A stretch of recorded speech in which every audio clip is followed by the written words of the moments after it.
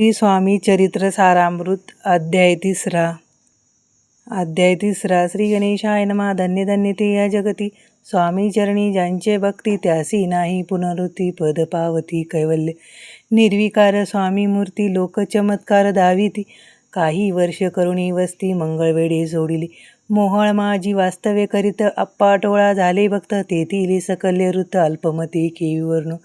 सवे घेऊनी स्वामीसी टोळा जाते अक्कलकोटासी, अर्ध मार्गावरून टोळासी मागे परतणे भाग पडे.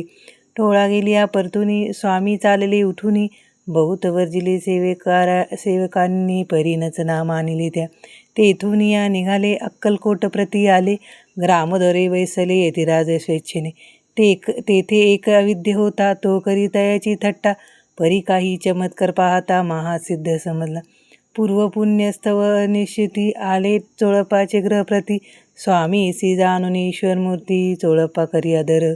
योगाधिक काही चोळपाने केले नाही, परी भक्तिस्तव पाही स्वामी आले सदनाते.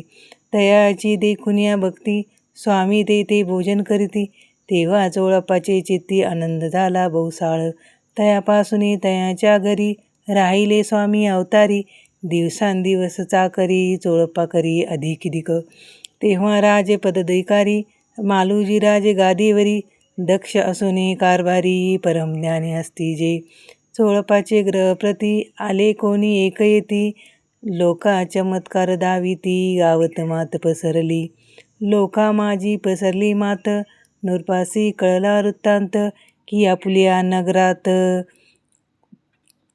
येती विख्यात पातले. वार्ता ऐसी ऐकुनी राव बोलला काय वाणी, गावात येती येऊनी फार दिवस झाले.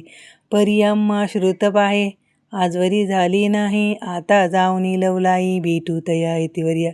परी ते केवळ अंतर्ज्ञानी, ऐसी वार्ता ऐकली कानी, हे सत्य तरी येऊनी आताच देती दर्शना. राव मुखातून वाणी निघाली, तोची येती मूर्ती पुढे ठेली. सकल सभा चकित झाली, मती गुंगली रायाची. खूण पटली अंतरी, स्वामी केळ अवतारी, अभक्ती पळून गेली दुरी, चरणी लागली जडली ते.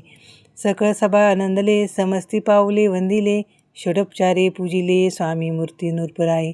येती श्री स्वामी चरित्र सारामृत नाना प्रकृत कथा समंत, प्रेमळ भक्त परिसोत तृतीय अध्याय गूढ हा.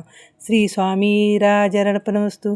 श्रीरस्तु शुभं भवतु. येती श्री स्वामी चरित्र सारामृते अक्कलकोट नगर प्रवेश तृतीय अध्याय.